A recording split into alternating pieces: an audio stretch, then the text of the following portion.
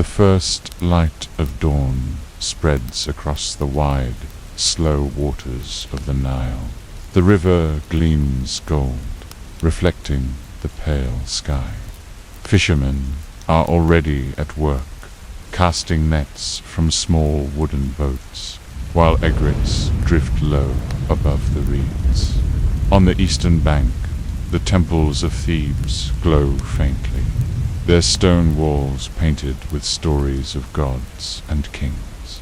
In a small, modest house nearby, a scribe awakens. His bed is simple, a mat woven from reeds, a cushion beneath his head. The morning air is cool, carrying the scent of damp earth and lotus blossom. Outside, he can hear the faint chant of priests greeting the sun god Ra, as the orb rises bright and steady over the horizon.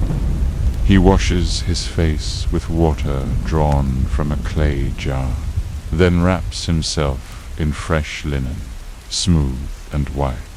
A servant brings bread baked that morning, still warm, and a jug of beer, light and nourishing, the everyday drink of Egypt. He eats slowly, gazing out at the river, where the day's life has already begun. The scribe's tools are precious to him. A wooden palette with 2 cakes of pigment, red and black, bundle of reed pens, sharpened carefully, sheets of papyrus, rolled and tied. He places them into a leather bag and steps out into the morning. The path to the temple is quiet. Palm trees sway in the breeze, and the distant sound of oxen pulling plows drifts from the fields. He passes statues of stone lions, guardians at the gates, and enters the vast courtyard of the temple. The air is cool and shadowed, smelling of incense and oil. His work begins at once. Welcome to my channel. The scribe sat in a long hall, sunlight falling through high windows, dust motes floating in the air like gold. He unrolls a sheet of papyrus and dips his reed into ink. Today he copies a hymn, Hail to you, Ra rising in the sky, shining with light, eternal and strong. You cross the heavens, you bring life to the 2 lands. The papyrus is made from the papyrus plant, growing wild along the river banks. It is smoothed and dried in the sun, toughened and ready for writing. But it must be carefully prepared before ink can flow. First, the sheets are soaked in a basin of water, then laid out to dry in the sun. The scribe carefully removes any flaws or blemishes, then smooths the surface with a wooden mallet. Only now can he begin his work. Writing is sacred, a gift from Thoth, the god of wisdom. A single mistake could spoil the work. So his hand moves slowly, steady as the river. Hours pass like this, ink flowing, papyrus filling with words. At midday, the scribes rest. They step outside into the heat, eating figs and dates beneath the shade of a sycamore tree. Children play nearby, splashing in the water channels, while traders pass with donkeys laden with baskets of grains. There are many sounds along the Nile, the calls of merchants, the creak of boats on the river, the bleating of goats from the hillsides. But here by the river, all is peaceful. The scribe picks up a fig, its skin soft and yielding.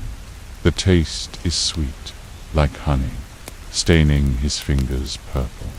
He wipes them on his linen tunic, then reaches for another. Dates are a favorite food, too, a taste of the sweetness of life. He peels off the husk, revealing the treasure within. The sycamore provides welcome shade, its branches thick and leafy. The scribe leans back against the rough bark, feeling the coolness through his linen clothes. Nearby, a merchant talks in a low voice, describing treasures from lands far away. The scribe listens, half hearing the tales of adventure beyond the river. He feels content here in the shade, watching the world go by. The afternoon heat shimmers above the river, distorting the view of fishermen casting their nets. The scribe stands and stretches, his muscles stiff from sitting for so long. He dips a reed into a pool of ink, making one last mark on the page. His work is done for today. With the sun sinking lower in the sky, the scribe gathers his things and leaves the temple. The day's work is finished, but his mind is still clear. The lessons of the day are written on his heart. The great house of Ra is his teacher, showing him the way of wisdom and truth. Each stroke of his pen brings him closer to understanding, to being in harmony with the divine order. Though he may never read these words aloud, they will find their way into the world, carrying his devotion to the gods and his love for his craft. As the sun sinks below the horizon, the scribe walks toward home along the riverbank. The air is cooler now, and the sound of the water is a soothing lullaby. Palm trees sway gently in the evening breeze, their fronds rustling like whispers. The sky is ablaze with color as the sun dips below the horizon. Scarlet, gold, and violet hues paint the clouds, turning the sky into a vast canvas of moving art. The great river gleams, a mirror to the heavens, reflecting the fading light. It seems as though the world itself is holding its breath, caught in the magic of the moment. The scribe pauses to watch, his heart filled with awe. In this moment of transition, he sees the eternal rhythm of life, death, and rebirth. It's a reminder of the cyclical nature of time, of the unwavering constancy of the gods. Just as the sun will rise again, bringing new life to the land, so too will he rise tomorrow to continue his work, to keep the flame of knowledge burning brightly. For a scribe in ancient Egypt was more than just a writer. He was a keeper of the written word, a link in the chain of human progress, a servant of the gods, and a steward of wisdom. His work was not merely a means to an end, but a way of life, a dedication to the pursuit of knowledge and understanding. As the scribe continues his walk home, the colors of the sky begin to fade, giving way to the soft darkness of twilight. The stars start to appear, pinpricks of light against the deepening blue. The familiar constellations take their places in the firmament, silent witnesses to the passage of time. Overhead, the Great Bear turns slowly in its celestial dance, while the dog constellation shines brightly in the east. The scribe recognizes the patterns and stories embedded in the stars, tales as old as time itself. He feels a sense of connection to those who have gazed at the heavens before him, to the ancient Egyptians who saw in the stars a reflection of their beliefs and values. In this vast universe, he is but a small part. Yet he is linked to all who have looked up and wondered about the mysteries of the cosmos. With the last rays of sunlight fading away, the scribe reaches his home and steps inside. The interior is dark, the only light coming from the open doorway. He can hear the murmur of conversation and the gentle strum of a harp in the courtyard. It's a sound that brings him peace, a reminder of the beauty and richness of Egyptian culture. The scribe takes off his sandals at the threshold, his linen clothes rustling softly as he moves. Inside, the air is filled with the aroma of incense and the faint scent of lotus blossoms.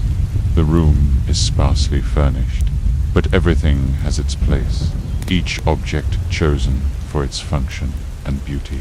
The scribe runs a hand along the wall, his fingers tracing the outline of a wooden chest. It is adorned with scenes from Egyptian mythology, the gods and pharaohs painted in vivid colors.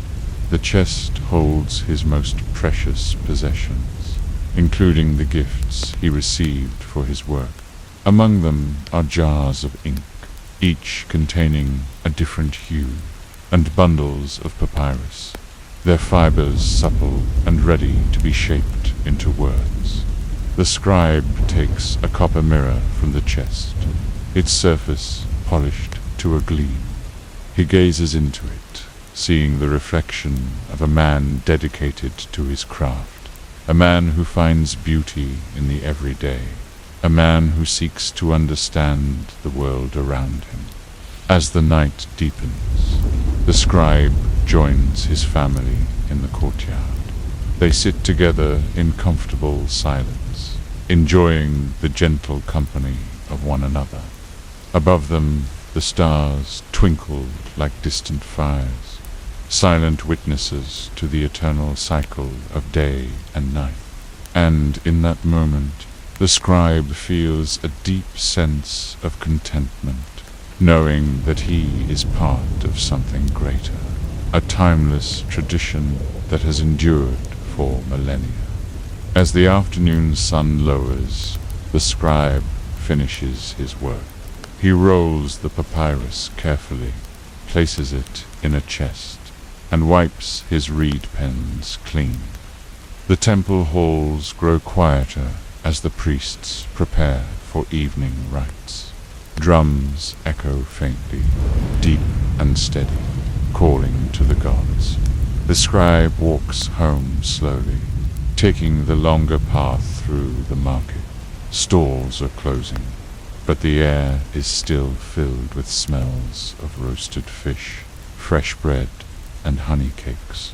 Merchants call out, their voices softer now, as they sell the last of their wares. Women carry baskets of vegetables, men lead goats and sheep. The sound of flutes drifts from somewhere nearby, playful and light. When he reaches the riverbank, the sun is setting. The Nile shines red and gold, the surface broken only by the oars of boats returning home. The scribe sits on a stone step, unrolling a scrap of papyrus, not for temple work now, but for himself. He writes a small poem, a thought for the day. The river flows on, and still I dip my pen here, catching drops of time. He folds the scrap and tucks it into his robe, a secret verse only for him. At home, his family gathers for the evening meal. Bread, beans, lentil stew, and dates, eaten by lamplight. They sit on mats, speaking quietly about the day. His daughter shows him a clay doll she has shaped. His son laughs as he chases the family cat. The scribe listens, smiling, his heart full. Later, the house grows quiet. Outside, the night settles over the Nile. The stars appear bright and countless, mirrored in the dark water. The scribe steps outside once more, gazing at the constellations. He knows their names: Orion, the hunter, called Saa, in Egypt. Sirius, the bright star of the goddess Isis. The sky is a vast scroll, written by the gods themselves. When he returns indoors, the lamp burns low. He lies on his mat, the cool night air drifting through the window. In the distance, he can still hear the temple drums, fading slowly, like a heartbeat. He closes his eyes, thinking of the river of the gods, of the words he wrote today.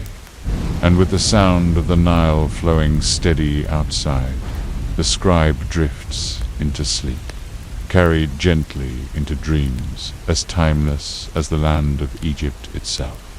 The next morning, the scribe rises before the sun. He washes his face and hands in the shared fountain outside his house, the water cool and refreshing.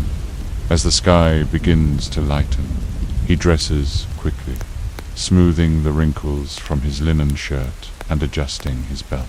He runs a finger through his close-cropped hair, then picks up his staff and sandals. It's another day of recording the decrees of Pharaoh. Another chance to inscribe history onto the eternal stone tablets that will preserve his legacy for all eternity. The scribe walks briskly toward the temple, joining the flow of citizens, making their way to the many tasks and trades that sustain the city. The streets are alive with activity, men and women carrying goods, children playing, priests with their ritual staffs, soldiers with spears held high. Some hail the scribe with respect, others simply nod in passing. He knows many by name, for he walks this road often. But today, something is different. A buzz of excitement hangs in the air, carried on the morning breeze. The scribe finds a familiar face and asks what is happening. Today, the pharaoh will leave the city, accompanied by his elite guard, to visit a distant province. There, an ancient fortress awaits restoration, its mud bricks crumbling after years of neglect. Under the pharaoh's watchful eye, it will be repaired and made strong once more. The scribe smiles, pleased to hear of his lord's dedication to Egypt's well-being. Once he reaches the temple complex, the scribe passes through the outer gates, stepping into the cool shadow of the inner court. Palm trees rustle overhead, their fronds casting intricate patterns on the ground. In the center, a pool of water reflects the sky, disturbed only by the measured steps of a priest dipping water from a bronze vase and sprinkling it on the temple walls. As he makes his way to his quarters, the scribe greets fellow scribes, some preparing to record the day's rituals, others studying scrolls with furrowed brows. He finds his place among them, unfurling a papyrus and dipping his reed pen in ink, ready to capture the pharaoh's words in precise detail.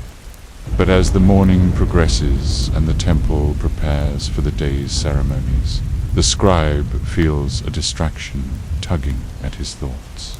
He glances at the pool, imagining himself walking across the still water, feeling the coolness on his bare arms. Perhaps later, he thinks, when his duties are done, he will take a turn from the river, then swim to the island temple of Philae, a sacred place dedicated to the goddess Isis. But for now the pharaoh approaches, and it is the scribe's duty to be fully present, listening intently as the king speaks of distant lands and future projects, knowing that these words will shape not just the kingdom, but his own life as well. The scribe stands before the pharaoh, holding a stone tablet. In the courtyard before them, Palm trees sway gently in the breeze, creating dancing shadows on the ground. This is the moment he has been preparing for, the opportunity to etch history into permanence. The pharaoh turns, his eyes sharp and intense, and dictates the first decree, his words echoing with authority. The scribe's hand steadies, his mind focused, as he traces each stroke, each curve and angle, imbuing the stone with the pharaoh's commands. But even as his chisel bites into the stone, the scribe cannot help but feel a pang of longing for the river, for the feel of cool water on his skin, and the taste of sweet lotus blossoms on his lips. With each stroke, he imagines himself there, surrounded by nature's beauty. Yet he knows his duty is here, his purpose clear. The pharaoh watches, his gaze unwavering, and the scribe finds strength in his presence. The sun climbs higher, the heat shimmering off the temple walls. Still, the scribe works with unwavering focus, driven by the pharaoh's words and the weight of his own commitment. Finally, as the sun begins its slow descent, the last strokes are completed. The scribe steps back, allowing the pharaoh to inspect the work. Any flaw, any imperfection would be a blemish, not just on his reputation, but on the pharaoh's legacy. Relief washes over him as the pharaoh nods in approval, recognizing the hours of concentration and care that have gone into every curve and line. Now the work is complete, at least for today. The scribe feels the pull of the river, stronger than ever. He bows to the pharaoh and, without waiting for the evening, excuses himself and rushes toward the waterfront. The familiar sounds of boatmen calling, birds calling, and the rhythmic splash of oars greet him. He pays a boatman to take him across and soon finds himself on the island temple, the setting sun painting the sky in hues of orange and purple. The scribe walks among the ruins, feeling the coolness of ancient stones beneath his feet. He swims to the island's center, where a small chapel stands. Inside, the scent of lotus blossoms fills the air. He takes a deep breath, letting the tranquility wash over him. As darkness falls, the scribe makes his way home, his steps lighter, his spirit renewed. The river flows on, carrying both the weight of centuries past and the promise of new beginnings. Just as the Nile sustains Egypt, so too does the scribe find nourishment for his soul in its waters.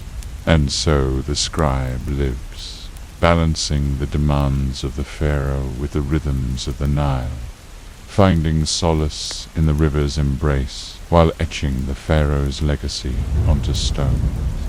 Each day brings new challenges, new lessons, and new moments of connection with the natural world that surrounds him. For in the heart of ancient Egypt, where the pharaoh's power meets the river's eternal flow, the scribe discovers the true meaning of balance.